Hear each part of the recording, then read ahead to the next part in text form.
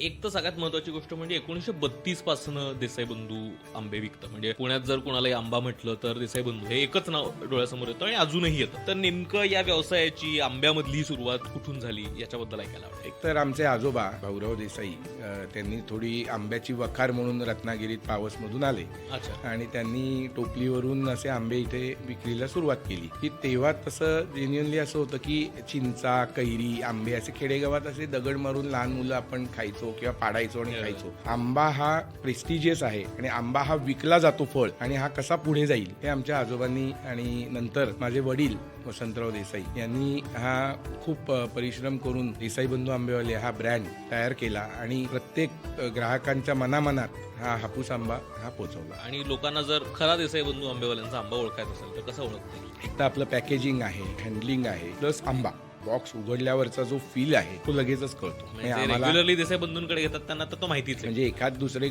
ग्राहक फसलेले असतात त्यांच्याकडे चुकून आलेला असतो त्यांना आम्ही फोटो शेअर करा म्हणतो आणि ते म्हणतात की तुमचा नाही आहे वाटत आहे हा.